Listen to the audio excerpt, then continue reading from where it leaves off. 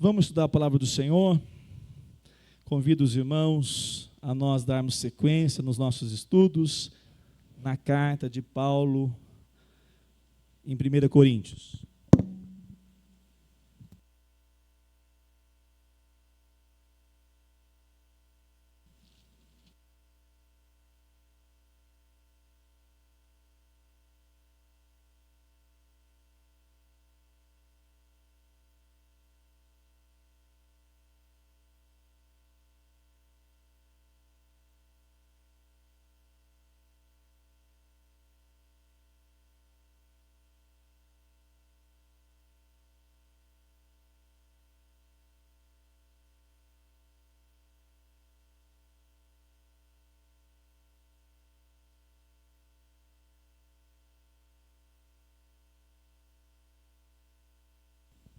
Eu estou me recuperando de uma crise de sinusite.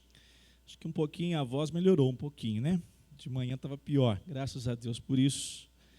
E nós vamos então, pela graça do Senhor, estudar a palavra de Deus, palavras eternas para o nosso coração. Capítulo 11 de 1 Coríntios. Leamos do verso 1 ao verso 16.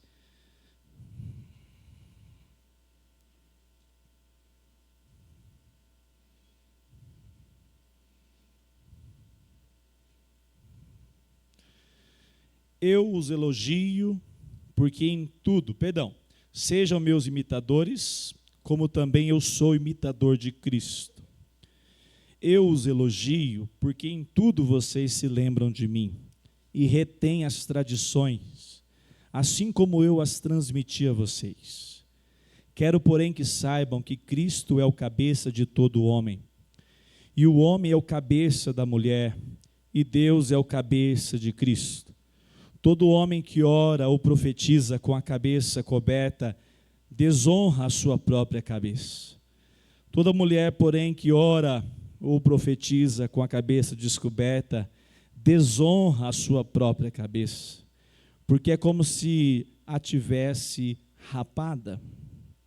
Portanto, se a mulher não cobre a cabeça, neste caso, que a rape, ou melhor, que rape o cabelo. Mas, se é vergonhoso para a mulher tosquiar-se ou rapar o cabelo, que ela cubra a cabeça, porque o homem não deve cobrir a cabeça, por ser ele imagem e glória de Deus. Mas a mulher é glória do homem, porque o homem não foi feito da mulher, mas a mulher foi feita do homem. Porque também o homem não foi criado por causa da mulher, e sim a mulher por causa do homem. Portanto, por causa dos anjos, a mulher deve trazer um sinal de autoridade na cabeça. No Senhor, todavia, nem a mulher é independente do homem, nem o homem é independente da mulher. Vamos juntos o 12? Porque assim como a mulher foi feita do homem, assim também o homem nasce da mulher. E tudo, julguem entre vocês mesmos. É próprio que a mulher ore a Deus com a cabeça descoberta? Ou a própria natureza não lhes ensina que é desonroso para o homem usar cabelo comprido? E que quando tratando-se da mulher, é para ela uma glória, pois o cabelo lhe foi dado em lugar de véu. Mas se alguém quiser discutir essa questão, saiba que nós não temos tal costume, nem as igrejas de Deus. Obrigado, Senhor, por essa noite. Obrigado pela tua santa palavra. Obrigado porque podemos nos reunir dominicalmente para estudar a tua santa palavra. Nosso coração se alegra por pertencer ao Senhor. E só o Senhor tem as palavras de vida eterna que completa a nossa alma. Que nessa hora o Senhor nos instrua mediante a exposição da tua sagrada letra, Senhor. Que o teu Espírito Santo nos conduza e que o Senhor receba a glória que é devida somente ao teu santo e bendito nome, amado Jesus. Te agradeço, Senhor, por alguns irmãos tão especiais, Senhor, que durante a semana fizeram aniversário. Que o Senhor derrame graça sobre a vida do Luciano, que o Senhor renove cada dia o teu servo na fé, que cada dia o teu servo seja amparado pelo poder do teu Espírito. De igual modo eu oro para a dona Inês, ó Pai. Cuide da tua serva, abençoando, direcionando, e que o Senhor possa cuidar da sua filha, das suas filhas e das suas netas e netos, Senhor. Que a tua serva possa deixar um legado de fé na vida dos seus netos, Senhor. Oro de modo especial pelo Marquinhos, que o Senhor possa, Senhor, dar ao teu servo sabedoria, capacitação vinda do teu Espírito, e que cada dia o teu servo seja cheio da presença do Senhor. Guarde ele nas suas viagens, mostre e direcione os teus propósitos, prepare o casamento do teu servo, abençoando a sua noiva, esse relacionamento. Te agradeço por cada irmão que completou mais um ano de vida nessa semana, adolescentes, irmãos em Cristo, que a graça do Senhor esteja sobre nós como povo de Deus. Assim oramos, Jesus. Amém. Amados irmãos, a igreja de Corinto, no capítulo 11, 12, 13 e 14, Paulo irá trabalhar sobre os problemas que estão acontecendo relacionado ao culto. Paulo vai tratar agora a respeito do culto. Um dos problemas nós já tratamos domingo passado, a respeito da mesa do Senhor. A igreja de Corinto não respeitava a mesa do Senhor. Eles faziam as festas chamadas ágape, HP, festas do amor, e na realidade eles banalizavam esse momento. Uns comiam primeiro, uns ficavam sem nada e diziam que era ceia. Nós estudamos e vimos o quanto Paulo se esmerou em ensinar aquela igreja. Nós invertemos a ordem, porque domingo passado era ceia, e hoje nós vamos tratar, muito provavelmente, nós não temos a carta que a igreja enviou para Paulo. Você já ouviu, o pastor Nicodemos falou isso, eu acho interessante. Você já ouviu alguém conversando no telefone? Aí o assunto tem relação com você também. Aí você fica tentando compreender o que eles estão falando, só com a resposta da pessoa que está do seu lado. Você não tem a outra parte. Só que, de acordo com o que ela fala, você vai tentando juntar uma ideia com a outra. Ela está falando sobre isso. É assim que nós temos que compreender Paulo aqui e a igreja de Corinto diante da prática de culto na igreja em Corinto. E qual é a prática de culto que nós vamos ver e que se aplica não só para o culto, mas o culto ele é aqui o foco principal, se estende para a família e para a sociedade. É a posição da mulher e do homem de Deus. Eu quero destacar nessa noite o seguinte tema: a polêmica do véu. Hífen, é para o Nelson, né? Que tem que ficar digitando lá. O papel da mulher e do homem na igreja. Eu jamais pregaria nesse texto quando fosse fazer uma exposição aleatória. Por isso é tão bom pregar sequencialmente. Ó, eu sou um apologeta da sequência nos textos. Amados irmãos, notem que o apóstolo Paulo diz, verso 1: sejam meus imitadores, como também eu sou imitador de Cristo. Muitos defendem, e eu concordo, que esse texto foi colocado no capítulo 11, e quem fez isso não foi o Espírito Santo, nem os apóstolos por meio do Espírito Santo, foi a sociedade bíblica. Ele ficou na divisão do capítulo 11, mas ele deveria ser colocado, encaixado no verso após o 33.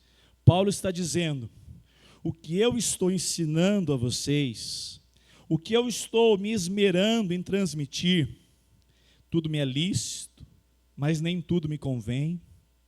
Se for necessário, eu fico sem comer carne. Não foi isso que ele ensinou? Por causa de quem? Por causa de quem? Por causa dos meus irmãos. Agora ele diz: sejam meus imitadores. Por quê? Porque eu sou imitador de Cristo Jesus. E assim, ele começa o capítulo 11. E ele diz: eu os elogio porque em tudo vocês se lembram de mim e retêm as tradições, assim como eu as transmiti a vocês. Todo pai tem orgulho do seu filho. Sim ou não? Mesmo ele sendo custoso. Mesmo ele sendo difícil. O pai sempre encontra uma maneira de enxergar algo positivo, porque é verdade na vida de um filho. Paulo é um exemplo de pai, apesar de aparentemente não ter filhos sanguíneos. Primeiro ele elogia e depois ele trata. Havia na igreja de Corinto pessoas que retinham as tradições, e aqui tradições aponta para a palavra de Deus, aquilo que ele transmitiu, e também guardava estima por ele, tinha carinho por ele. E Paulo, aonde ele mais foi rejeitado, a igreja de Corinto, mesmo assim, ele encontra um aspecto positivo naquela igreja, porque muitos faziam isso, e ele elogia. Muito bem, amados irmãos, então nós vamos começar agora no verso 3, a problemática. Quero, porém, que saibam que Cristo é o cabeça de todo homem, e o homem é o cabeça da mulher, e Deus é o cabeça. Deus criou homem e mulher. Meu primeiro ponto, a distinção de papéis, homem e mulher. Quem fez isso? O próprio Deus. Esse Deus criador, ele realizou essa obra magnífica de fazer o homem, ser humano, mas fez homem e fez mulher, distintos. Paulo utiliza no versículo 7. Está com a Bíblia aberta? Presbiteriano não fecha a Bíblia. Só para ir embora. Porque o homem não deve cobrir a cabeça, por ser ele imagem e glória de Deus, mas a mulher é glória do homem. Verso 9. Porque também o homem não foi criado por causa da mulher, e sim a mulher por causa do homem. Essa base de distinção de papéis, ela é totalmente bíblica. E nós temos uma relação que nos dá um exemplo maravilhoso disso. E o exemplo é a Trindade. 3 pessoas, o Pai, o Filho e o Espírito. Note que Paulo escreve no versículo 3, que Deus é a cabeça de quem? De Cristo. Deus é a cabeça de Cristo. Cabeça, eu vou explicar daqui a pouquinho, mas Deus aqui é Deus Pai. Ele é o cabeça de Cristo. Notem que essa relação é uma hierarquia. A palavra cabeça, nesse contexto, os estudiosos apontam que significa autoridade. Mas nós temos que observar que existe uma distinção a respeito daquilo que nós estamos tratando. O Pai, o Filho e o Espírito Santo, nós chamamos que nessa relação ontológica, quem é quem? Pai, Filho e Espírito Santo. Eles são da mesma substância. Eles têm a mesma condição em glória e poder. E essa relação ontológica aponta: Pai, Filho e Espírito Santo são iguais em honra, glória, majestade, igualdade de ser. Isso você já sabe e já aprendeu. Mas nós temos também a distinção que nós chamamos na teologia econômica. Cada um deles, o Pai, o Filho, o Espírito, tem a sua função, seu papel. E nós entendemos isso quando o Pai envia a pessoa do Filho. Jesus se submete, ele deixa a sua glória e se submete obedecendo à vontade do Pai. Há pouco tempo atrás eu disse aqui, o filho podia, entre aspas, podia, não, mas por que eu? Manda o Espírito. E o filho o quê? Se submete, mesmo sendo igual em poder e honra e glória ao Pai. E o que aconteceu? Nós temos então agora a palavra do Senhor apresentando a função da mulher, que tem a mesma condição ontológica. A mulher e o homem, eles foram criados à imagem e semelhança de Deus.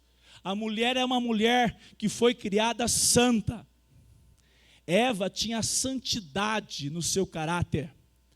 Eva era amorosa perfeitamente. Eva era uma mulher emocionalmente saudável e que apontava para o Criador. Mas notem, o apóstolo Paulo está explicando que Deus estabeleceu funções diferentes para o homem e para a mulher. E nós vamos notar que esse é o grande desafio. Efésios 5, 22 diz assim: esposas, que cada um de vocês se sujeite ao seu próprio marido. Como? Está na projeção? Esposas, se sujeitem ao seu marido como a quem? Perceba que essa é uma relação de função que Deus, por meio do apóstolo Paulo, está explicando. Verso de número, nós acabamos de ler agora aqui, verso 7. Porque o homem não deve descobrir a cabeça, por ele ser imagem e glória de Deus, mas a mulher é glória do homem. Deus fez os dois com a mesma característica ontológica. Os dois são iguais espiritualmente diante de Deus. Espiritualmente não há distinção. No céu não tem distinção entre homem e mulher. Tem os dois. Lá não se casa. Já falei pela manhã. Mas a sua função, mulher, a sua função, homem, é tão pessoal e particular a sua pessoa, que na glória você continuará sendo, à luz de John Piper, mulher, e você, homem. Porque Deus quis assim estabelecer funções diferentes. A palavra de Deus, ela nos mostra que essa relação agora, ela aponta para uma vida complementar. O homem e mulher se complementam, características diferentes. A palavra do Senhor diz que Cristo, nós podemos ver isso em Efésios, em Coríntios, Cristo é um modelo para que a mulher se submeta ao marido. Por quê? Cristo se submete ao Pai, assim a esposa também, com o seu papel, se submete ao marido. Essa frase aqui, acho que é a que eu mais uso nos casamentos. Pode casar, moçada, que eu vou trocar a frase, tá bom? Só se eu, no dia, falar, é a melhor. Quem conhece a frase do puritano Matthew Henry? Está com a sua esposa, sabe, faz aquelas comunidades, está com a sua esposa aí, dá uma chegadinha mais perto dela e fala para ela: a mulher foi feita da costela do homem, não da cabeça para dominá-lo, nem de seus pés para ser pisada, mas do seu lado para ser igual. debaixo do braço, para ser protegida, e perto do coração, para ser amada. Bonito isso, hein? Registrou, Miguel? Daqui uns 7 anos você pode começar a pensar em namorar, tá bom? Papéis diferentes. O segundo aspecto, o efeito da queda na distorção da feminilidade e da masculinidade. Verso 4, vamos para ele. Todo homem que ora ou profetiza com a cabeça coberta desonra a sua própria cabeça.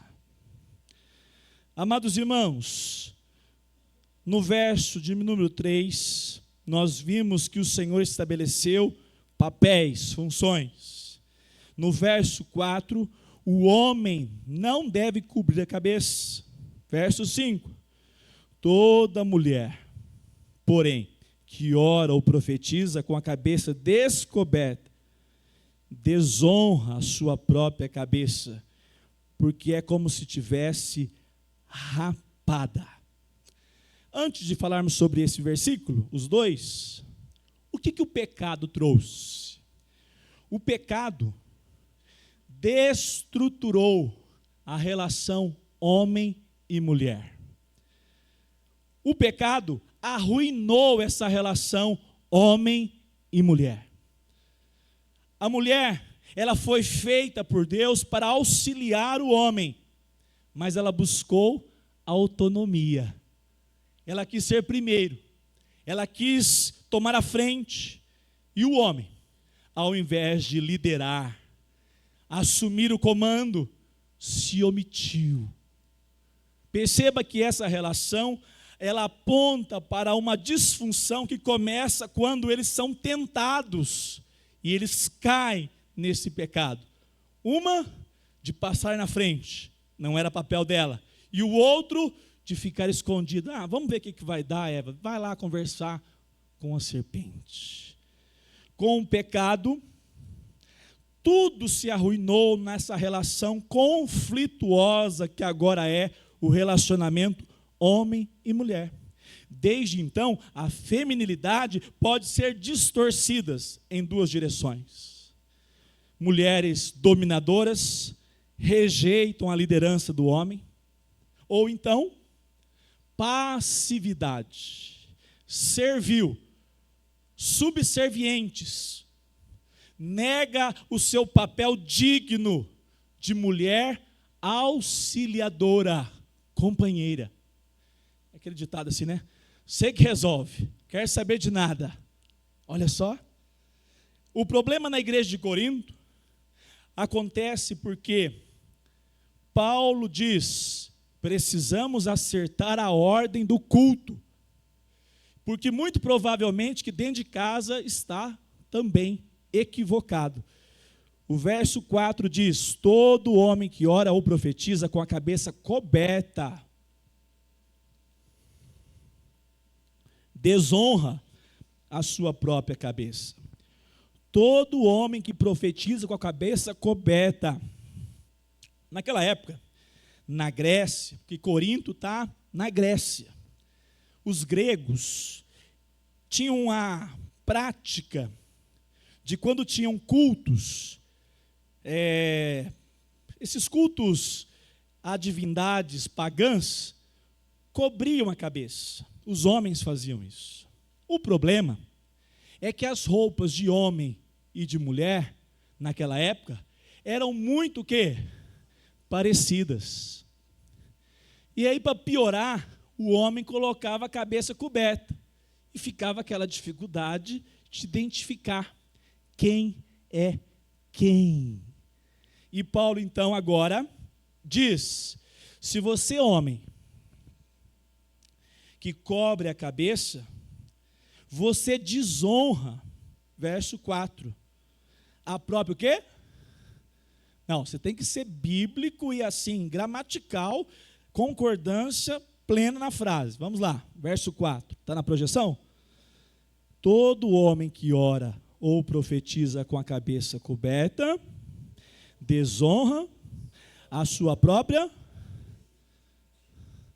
Os estudiosos são muito unânimes em dizer que desonra a Cristo. Desonra a si mesmo, mas, sobretudo, desonra. Quem é o cabeça do homem? Cristo. Desonra o cabeça, que é Cristo. O homem tem um papel definido. Paulo está dizendo, homens e mulheres têm um papel definido dentro do culto. Verso 5, toda mulher, porém que ora ou profetiza com a cabeça descoberta, desonra a sua própria cabeça, porque é como se tivesse rapada. No contexto do Oriente, o véu era sinal de submissão, honra. Ela pertencia a um marido. E as jovens? A figura do pai, de um irmão mais velho. Naquele contexto, representava que aquela mulher, ela de fato respeitava a condição de ser uma mulher dependente da figura do homem. Léo Morris, um autor, diz assim, com o véu na cabeça, ela podia ir a qualquer lugar, com segurança, respeito. Ela não era vista, passava despercebida, uma mulher com o véu na cabeça. Porém, sem o véu, a mulher era algo nulo. Qualquer pessoa podia insultá-la. Qualquer pessoa podia lançar uma palavra de baixo calão, humilhando aquela mulher. E dessa maneira, ela estava indo contra um padrão cultural daquela época. A cultura era qual? Mulher que tem cabelo e que mostra o cabelo, era mulher que foi pega em adultério. Ou então, uma o quê? Prostituta. Você tem que entender o contexto cultural, é importante, mas não mais importante. E naquela época a mulher, então, quando ela estava rebelde, quando ela estava totalmente desonrando o pai, o marido, ela participava de promiscuidades, chegava em cultos pagãos com o cabelo solto, e era uma marca que aquela mulher não era uma mulher honrada e não se submetia à autoridade de um homem, do marido, de um pai. Mas o que aconteceu na igreja de Corinto? O que deu nessas mulheres? Por que as mulheres cristãs em Corinto foram para essa prática? A explicação, amados irmãos, é muito interessante. As manifestações religiosas daquela época eram exclusivas dos homens. O culto pagão era exclusivo para homens. Tinha sacerdotisas lá, promiscuidade pura. Mulheres não participavam de cultos pagãos. Vamos melhorar o negócio, Rogério Gomes? Ou não, né? E a cultura judaica? Valorizava as mulheres? Tem uma oração chamada Midrash, que tem uma parte dos 18 pontos, que o homem ora assim: obrigado, Senhor, porque eu não nasci nem escravo e nem mulher. Bichos, misericórdia, hein? Isso que é cultura machista. Isso que é desvalorizar o papel da mulher. O Evangelho, as boas novas de Cristo, trouxe posicionamento definido por Deus para a mulher no meio da igreja, da família e da sociedade. E aí, o que aconteceu? Paulo diz: mulheres, vocês precisam cobrir a cabeça. Perceba um detalhe no verso 5.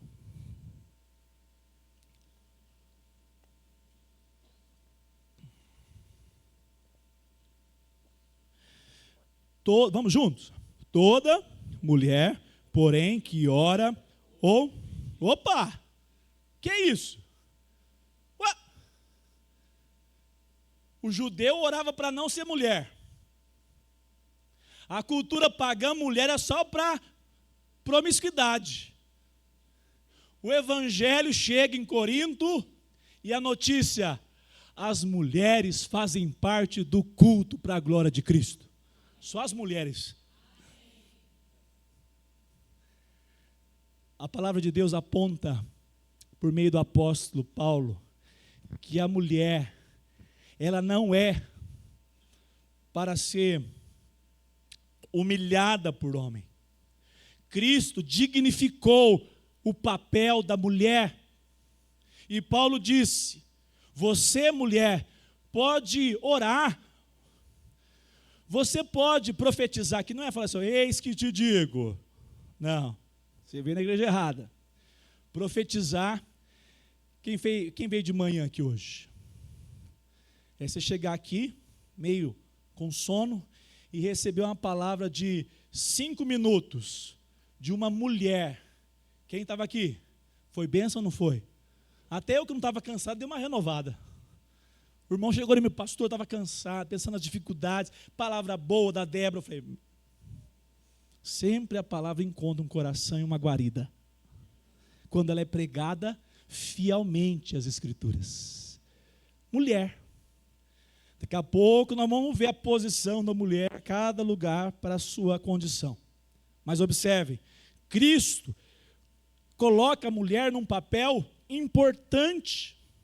Paulo diz, toda mulher quando for orar, então elas estavam orando, elas estavam ensinando a palavra. O problema delas é que, parece alguma coisa que você conhece hoje em dia, elas saíram de um extremo que não tinha autorização para nada, e agora partiu para o outro. Agora, quer saber? Esse negócio é só cultural. Vocês estão impondo esse negócio na minha cabeça aqui, é só cultural.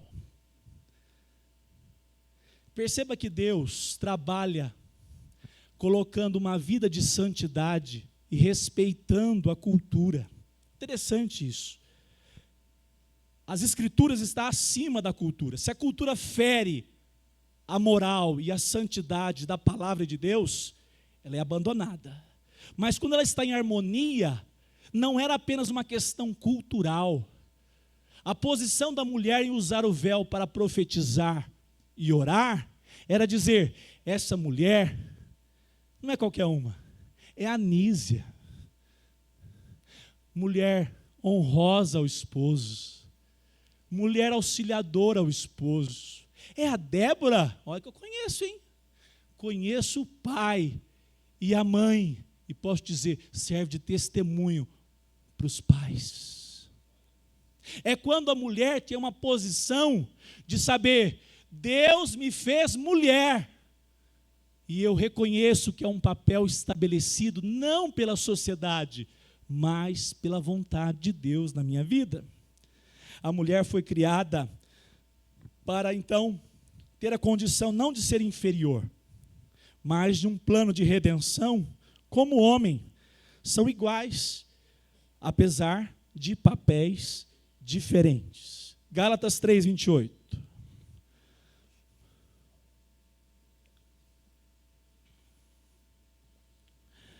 Assim sendo, não pode haver judeu nem grego, nem escravo, nem homem. Você acha que está à toa isso aqui? Não está à toa. Isso aqui está escrito para colocar o homem e a mulher diante de Deus, eles são iguais.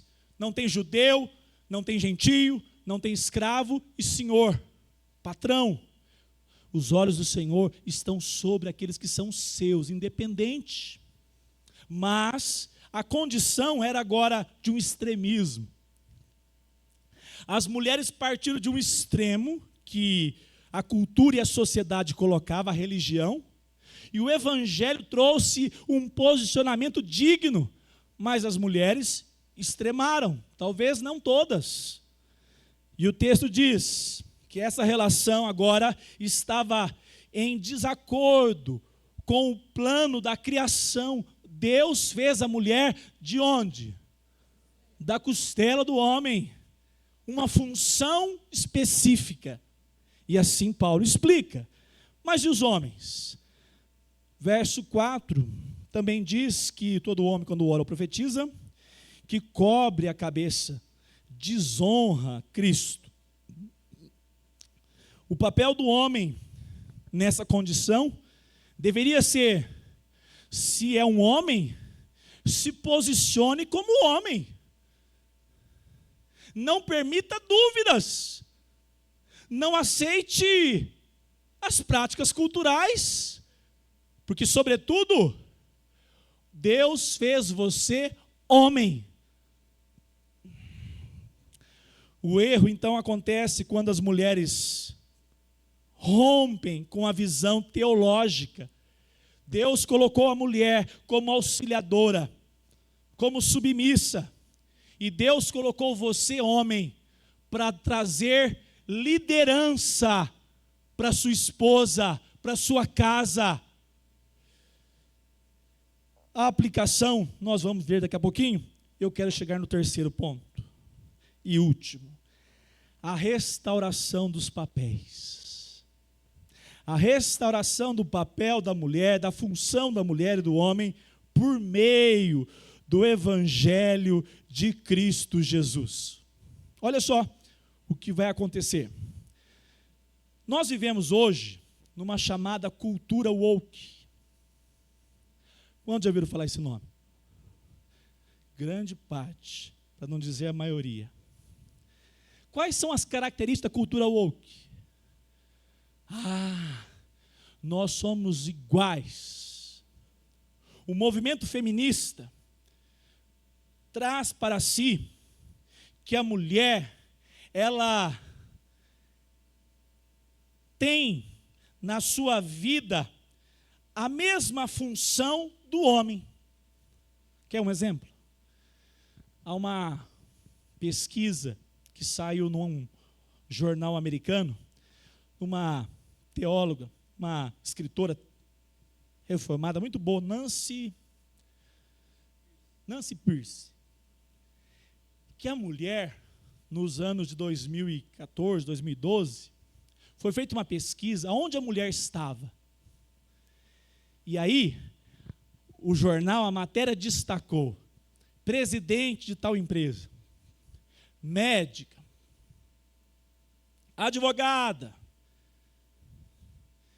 e destacou como a mulher chegou à condição de se igualar ao homem, não deve nada ao homem, faz tudo que o homem faz. Aí termina a pesquisa. E a Nancy, essa autora americana, faz a observação interessante. Em nenhum momento se mencionou como estão as mulheres, aquelas que permanecem dentro do lar, formando as filhas e filhos, à luz dos valores das Escrituras, se gastando dentro de casa para transmitir Cristo Jesus. Isso foi negligenciado. Qual que é o resultado em 2025 das mulheres fora de casa? Presta atenção. Não generaliza, mas veja a regra. Dona Fátima tinha 4 meninos, trabalhava fora. Quando chegava, tinha que dar uma coça bem dada no Rogério.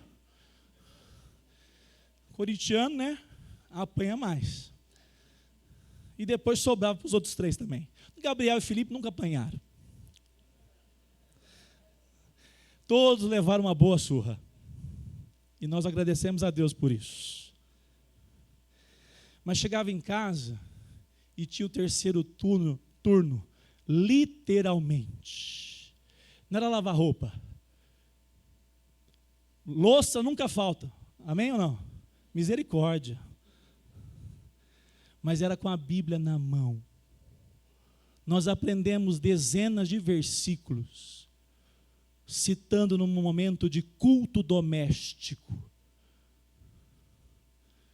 Mas essa não é a regra. A regra aí fora é quanto mais a mulher vive a vida profissional, mais se entrega às crianças, às babás. aos avós, aos tios, os conhecidos. E as crianças são forjadas à imagem do vizinho, do colega, da cultura, porque a ausência da mulher é maneira desenfreada e de maneira assustadora a realidade da sociedade hoje. Isso é assustador, porque a cultura woke chegou para dizer: não, mulher, ser feminina, ter a condição de gerar uma criança e permanecer com essa criança até que veja o seu caráter ser forjado, isso é papel da prefeitura agora, é do Mackenzie, é do Batista, é das escolas particulares. Mas, amado irmão, há um lugar inegociável para o homem e há um lugar inegociável para a mulher. Você não pode permitir essa cultura aí fora fazer de você alguém que diz: não, eu rompo com isso. Você está tirando o véu, mulheres, no século 21. Pastor, mas a realidade lá em casa, a gente complementa a renda, é uma luta. Saiba você que, independente de completar a renda, você, mulher, estou falando só da mulher só agora, daqui a pouco chegam os homens, tá? Você, mulher, não pode terceirizar a sua presença como formadora, como aquela que mais ama uma criança, porque saiu do seu ventre até ver Cristo forjado nela. Fala amém. É comum hoje mulheres não quererem ter filhos, porque ela deseja a sua carreira. Triste realidade do século 21. Quando não adota um petzinho. E isso, amado irmão, é comum. Mas eu quero que você pegue a perspectiva da palavra de Deus e observe que nós temos que ser contra a cultura. Paulo diz: não vos conformeis com quem? Século. Ele está falando do século 21, 19. Ele está falando do quê? Do sistema, dos ideais mundanos que estão aí fora, querendo fazer de você uma workaholic, mulher, que só pensa em trabalhar, viagens internacionais e glória humana. O papel do homem é explicitado pela palavra do Senhor. Cristo exaltou o papel da mulher. Eu quero destacar uma posição aqui, bíblica, de Efésios, 1 Pedro, 3, 1.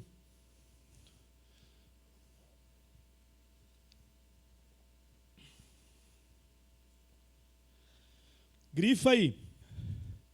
Igualmente vocês, esposas, vamos juntos? Estejam sujeitas cada uma, para que ele ainda obedeça a palavra, seja ganho sem a palavra alguma.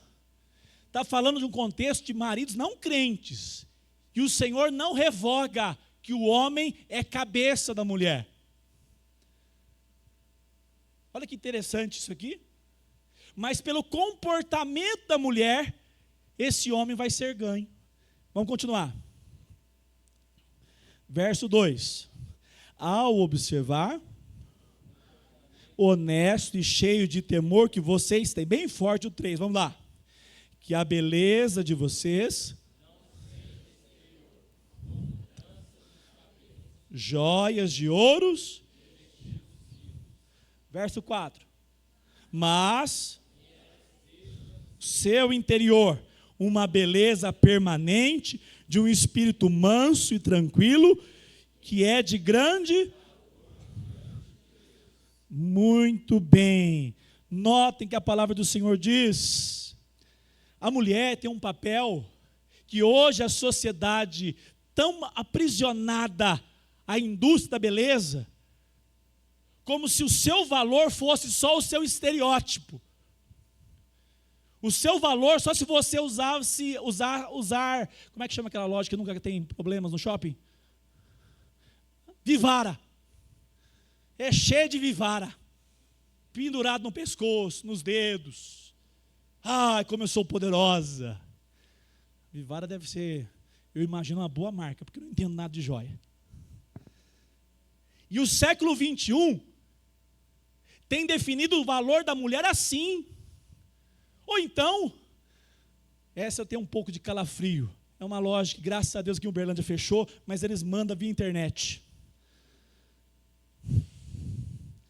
Esqueci o nome da loja. Zara, vocês conhecem. Isso é uma praga.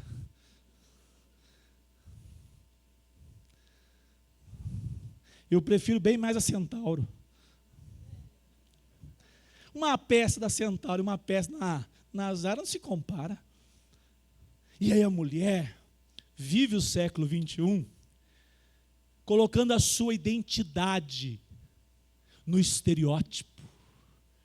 Amados irmãos, a cultura woke faz das mulheres escravas a valores culturais mundanos muitas vezes. Pastor, está errado comprar um vestido, Lógico que não. Tudo com bom senso, tudo com sabedoria é uma bênção.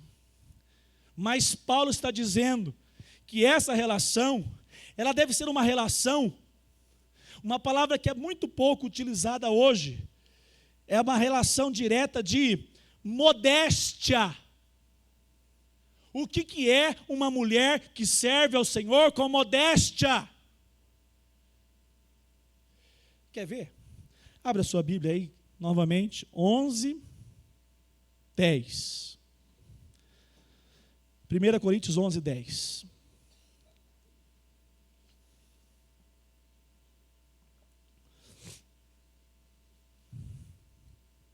Portanto, por causa de quem?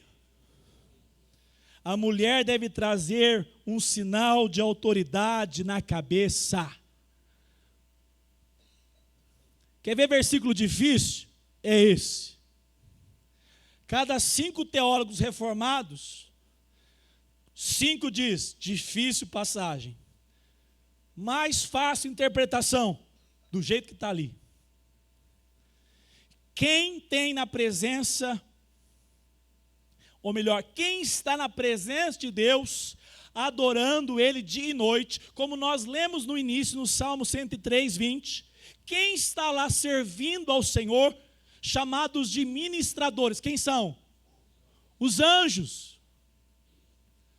Paulo está dizendo que no culto do povo de Deus, os anjos observam. E quando ele vê uma mulher sem véu, ou uma mulher sem modéstia, o que seria isso? Uma roupa escandalosa, indecente, que o marido brigou para não usar, mas ela falou assim, o corpo é meu, as regras são minhas. Abaixa o véu. Os anjos contemplam e observam, e ao invés de glorificar a Deus, meneiam a cabeça. Essa é a interpretação do texto. Porque essa relação é de local de adoração, um local onde as mulheres servas do Senhor vêm com uma disposição, Senhor, eu sou contra a cultura. Eu posso me vestir bem, mas em primeiro lugar, eu quero honrar o Senhor, honrar o esposo que o Senhor me deu, honrar o pai que o Senhor me concedeu. A submissão da esposa ao marido, eu repito, reflete a submissão de Cristo ao Pai e da igreja a Cristo Jesus. Efésios 5, 24. Um autor reformado presbiteriano, R.C. Sproul, disse assim: os anjos são espectadores do culto. Eu participava, cada coisa que eu conto, eu participava de uma igreja, todo dia, Felipe, eles cantavam assim, tem anjos voando neste lugar. Aí um dia, irmão, baixa um pouco, eu falei, o que foi? O anjo passou, eu falei, Que isso? Comecei a ficar assombrado com os anjos. Era todo dia. Eu lá quero saber se ele está voando, sentado, ou observando. Uma coisa é certa: nós estamos aqui em reverência, adoração a um Deus santo. E olha o que diz isso: os anjos são espectadores do culto.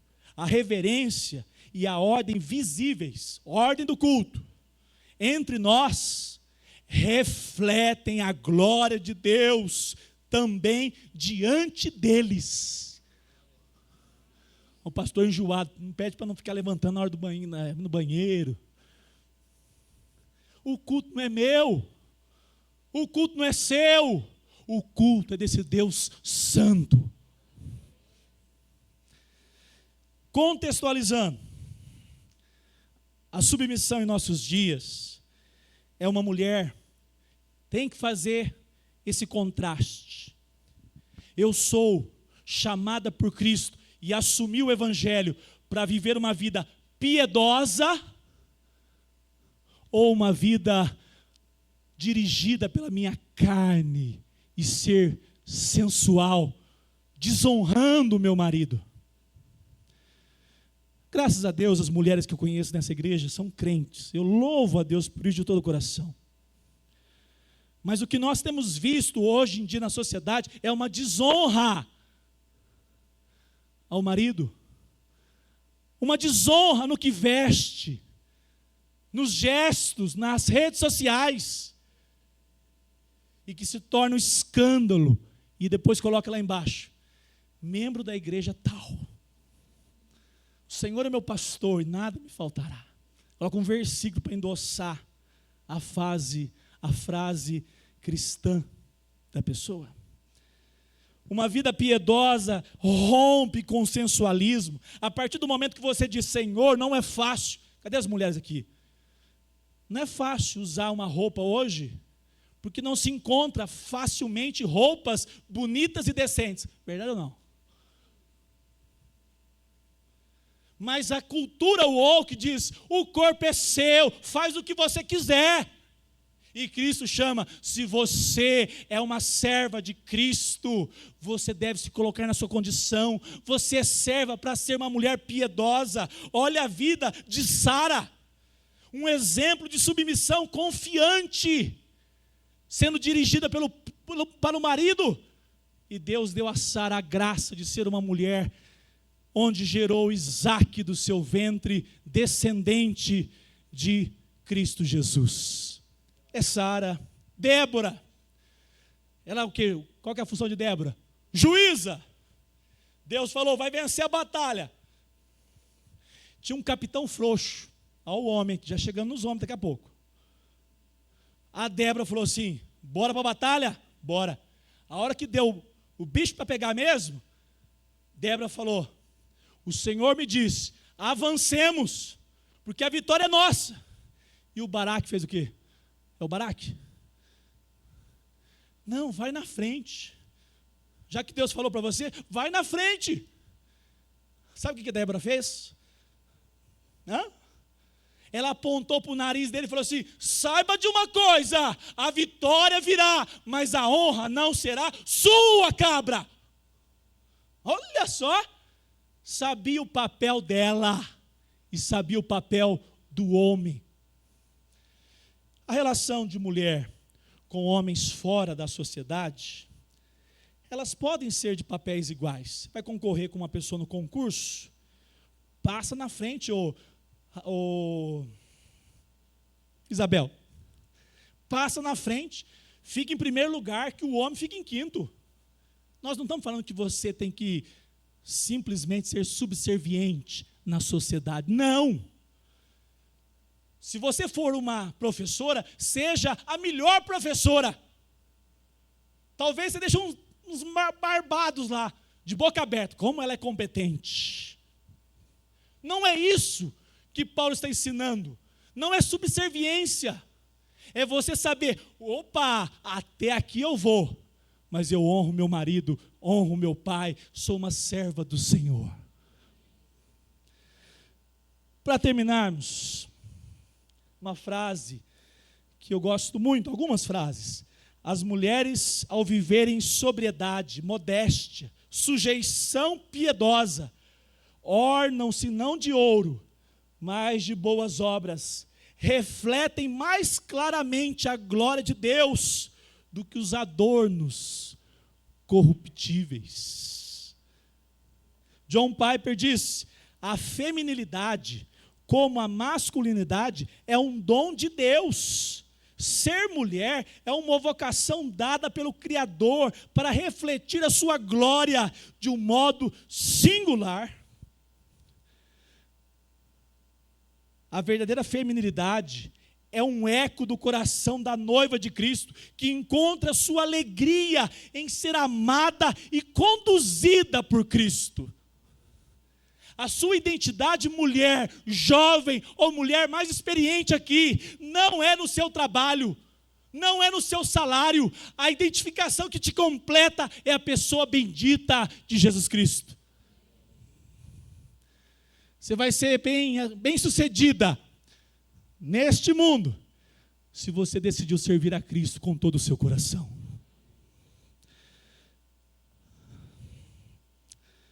A mulher hoje ouve a liberdade, mas na verdade é uma prisão. Rejeita-se hoje, nos nossos dias, a distinção entre mulher e homem.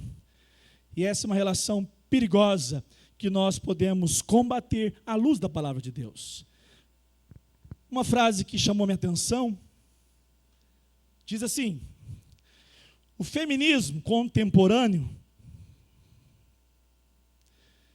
rejeita a beleza da complementaridade. Cadê os maridos aqui? Quem é marido? Você já olhou para sua esposa sem contar para ela, senão ela se acha. E olha bem e fala assim: misericórdia, se eu tivesse que fazer tudo isso e estar pronto para ir para o culto, eu estava perdido. Já passou na sua cabeça isso? Se eu tivesse que fazer tudo isso aqui em casa e ficar pronta para chegar no horário, eu já tinha surtado há muito tempo. Como elas conseguem fazer um monte de coisa,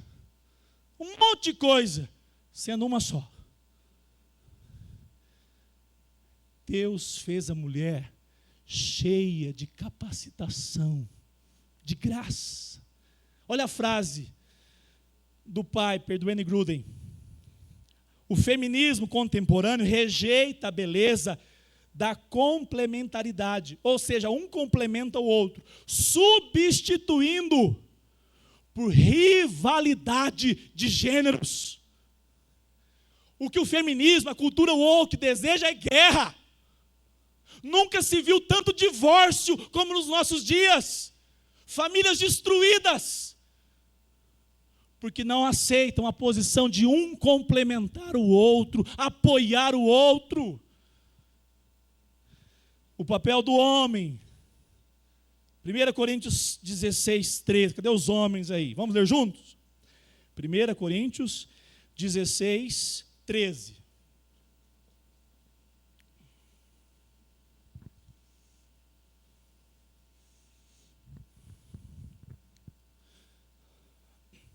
Põe para mim, NVI, por favor.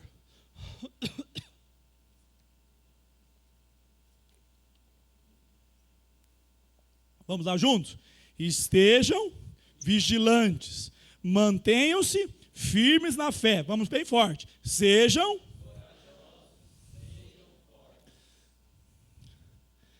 Nova Almeida, a revista atualizada. A minha versão diz assim: sejam homens de coragem, portai-vos varonilmente.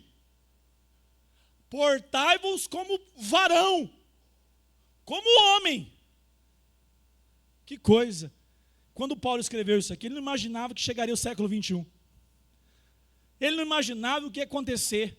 Mas como é Deus que estava falando, já nos ensina o ensino do século I para o século 21. O homem é chamado para assumir uma posição, porque foi Deus que nos vocacionou. Bavinck diz: quando o homem abdica da sua vocação, o caos se espalha pela família, pela igreja e o mundo. Quando o homem não assume a sua função, o seu papel. Vivemos uma crise da masculinidade. Lares sem pais, pais presentes, igrejas sem líderes, homens dedicados, sociedade corrompida pela omissão masculina. Nós temos algumas aplicações, eu quero caminhar para nós orarmos. Seja você homem, não um autoritário dentro de casa. Nós aprendemos aos extremos. Ou é omissão, o homem não fala nada, tem boca para nada, não dirige nem a vida dele, quanto menos a esposa e os filhos. Conheceu gente assim? Não fala nada. E parte para o outro extremo. Com ele, eu ia falar do quartel, mas tem lugar que o quartel tem mais humanidade que algumas famílias. O homem, ele é um carrasco. Tudo que ele fala, ele não explica nada, só porque ele disse aos berros, tem que fazer a vontade dele.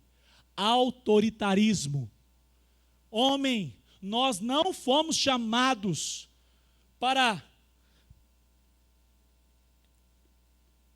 atrapalhar a ação de Deus no nosso meio. Deus nos colocou numa posição de honra para nós dirigirmos. A Bíblia diz que nós somos chamados a sermos sacerdotes do nosso lar. Os nossos filhos precisam ver em nós o modelo de piedade e não apenas de uma pessoa autoritária e mandona. Nós precisamos assumir o modelo de modo que a nossa vida seja testemunha para nossa esposa e filhos. A liderança implica cuidado. A liderança deve ser visível, apontando para o culto doméstico. Eu quero falar esse tema aqui muito ainda esse ano 2025. Vamos confessar o naufrágio. Vamos confessar? Temos naufragado com o culto doméstico e é responsabilidade nossa, homens. Deus colocou o homem dentro de uma casa, não somente para prover fisicamente o sustento, é função sim, mas também emocionalmente e sobretudo espiritualmente. Homens que são de fato chamados a viver um papel como servos de Cristo, conscientes que a família foi uma dádiva que Deus deu para que você lute por ela e seja um modelo. As decisões familiares, homens, devem refletir a sabedoria bíblica, o temor a Deus. O marido deve amar as esposas, isso significa sacrifício pessoal, paciência, compreensão. Tem muito homem de véu na cabeça hoje na igreja. Durante a semana, ele é omisso e negligente com o seu papel. Se a mulher não orar, ninguém ora dentro da casa. Se a mulher não educar a criança à luz das Escrituras, ninguém ensina. E ele chega para o culto, e ele está com um véu na cabeça, desonrando a função que Deus delegou a você, a mim, a nós, homens. A palavra do Senhor nos ensina a evitarmos essa autoridade autoritária. Devemos buscar harmonia entre uma palavra firme de liderança, mas com amor, com misericórdia, incluir a esposa no processo de decisão, respeitando a sua dignidade, ouvi-la. Instrução aos filhos. O pai deve ser exemplo, ser um homem com disciplina, reverência a Deus. Amados irmãos, o que nós temos mais visto são jovens se perderem depois com 16, 17 anos. Eu já trabalhei com jovens mais de 10 anos. os mesmos casos se repetem. Quando não há no pai uma referência de um homem que teme ao Senhor, as chances dos filhos não permanecerem na igreja são enormes. Eu não estou falando de gente que não conhece Cristo. Eu estou falando de homens que vêm à igreja, mas não têm uma vida piedosa, não têm uma vida comprometida com a palavra. E aí depois, quando ele chega com 16, 17 anos, eles analisam. Não é coerente. Não vou continuar com esse caminho. E rompem. Liderar pelo exemplo, não apenas pela imposição de regras.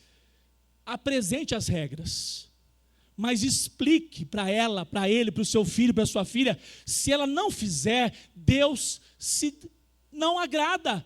Deus não deseja esse caminho. Explique, traga os valores, não somente com moralismo. Não faça isso, não faça aquilo, mas diga: minha filha, a palavra de Deus que ensina, não escolha esse caminho, porque esse caminho é de perdição.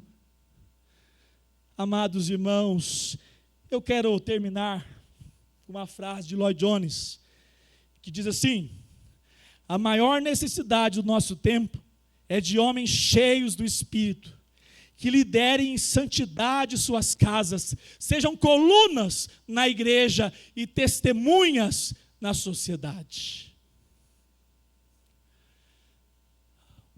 Eu não sei como é que o mundo vai falar desse assunto daqui 10 anos.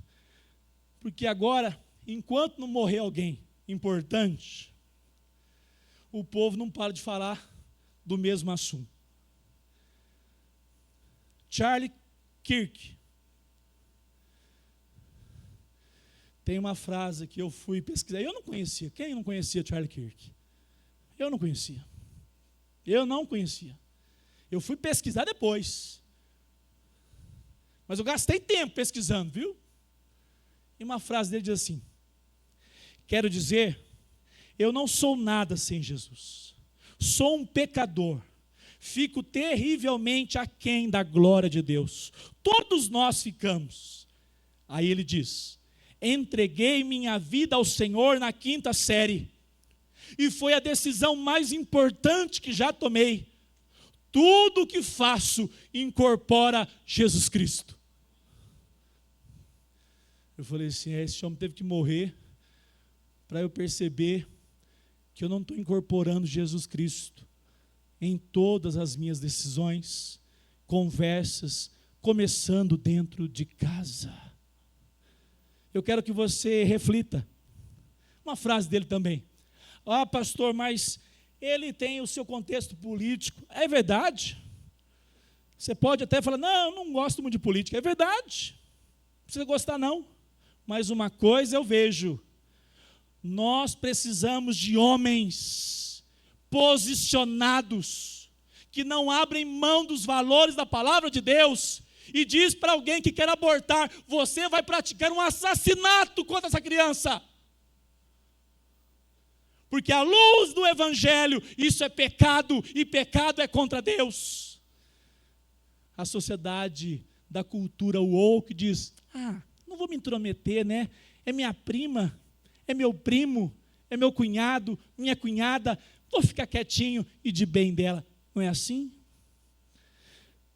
Charlie Kirk disse: quero ser lembrado pela coragem na minha fé. Para mim marcou isso muito, muito, muito, muito. Independente se ele é colega do Trump, isso pouco importa, que é outro pecador também. O que me importa é dizer: havia alguém decidido a não banalizar a função, o papel de um homem, de um pai, de um esposo. E eu convido você a lembrar da sua esposa, verso 12, não vou terminar não, 12, agora nós vamos orar. Porque assim como a mulher foi feita do homem, assim também o homem nasce da mulher. E tudo, você tem a sua esposa, dá um aperto na mão dela e fala: você me complementa. Você me complementa, você é uma bênção na minha vida. Vamos caminhar juntos, contra a cultura, nesse mundo aí fora.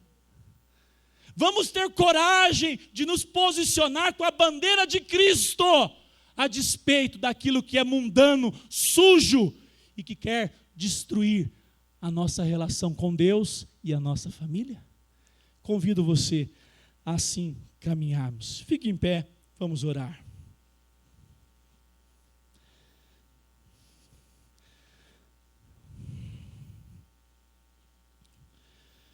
A equipe da música já vem aqui à frente.